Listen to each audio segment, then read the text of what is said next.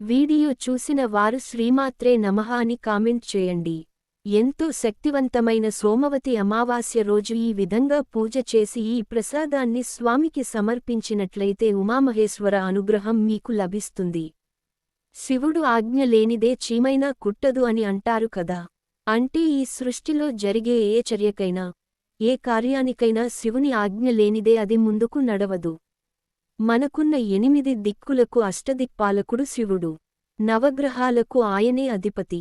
ఆ పరమేశ్వరుని కరోనా ఉంటే ఎలాంటి గ్రహదోషాలైనా మనల్ని పట్టి పీడించదు. ఆ మహేశ్వరునికి సోమవారం అంటే ఇష్టం. దానికి తోడు ఈరోజు అమావాస్య. అమావాస్య సోమవారం వచ్చింది గనుక దీనిని సోమవతి అమావాస్య అని అంటారు. సోమవతి అమావాస్య రోజు మీరు ఇలా చేసినట్టయితే మీకున్న గ్రహ బాధలు, రుణ బాధల నుంచి విముక్తి పొందుతారు. సోమవారం శివుడికి పూజ చేస్తే అనేక ఫలితాలు కలుగుతాయి. దానికి తోడు అమావాస్య కలిసి వచ్చింది గనుక ఉమామహేశ్వరులను భక్తి శ్రద్ధలతో పూజించినట్లయితే వారి ఇద్దరి అనుగ్రహం మీకు కలుగుతుంది. ఉమా అంటే మహేశ్వరి అంటే అమ్మవారితో కూడిన వాడైన పరమేశ్వరుడు. సోమవారం ఉమామహేశ్వరులను పూజిస్తే అష్టైశ్వర్యాలు కలుగుతాయి. మనకున్న దారిద్రము సమస్యలు తొలగిపోవాలంటే సోమవారం ఉమామహేశ్వరులను ఈ విధంగా పూజించినట్లయితే మీకు ఉన్న సమస్యలన్నీ తొలగిపోతాయి. సోమవారం ముందుగా ఉదయాన్నే లేచి తలస్నానం చేయాలి.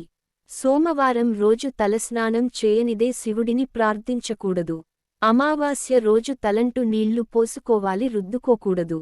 తలస్నానం చేసిన తరువాత పూజాపీఠం పెట్టుకునే చోటుని శుభ్రం చేసుకుని పార్వతీ పరమేశ్వరుల చిత్రపటానికి గంధం రాసి బొట్లు పెట్టి దీపారాధన చేయాలి. పూలు సమర్పించుకోవాలి.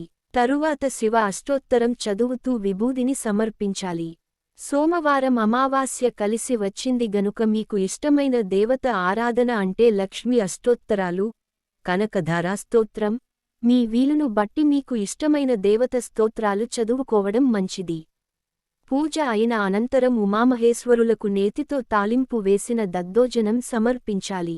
ఇలా ప్రతి సోమవారం పూజ చేయడం వల్ల అప్పుల బాధలు, ఆర్థికపరమైన సమస్యలు తొలగిపోయి ఐశ్వర్యవంతులు అవుతారు.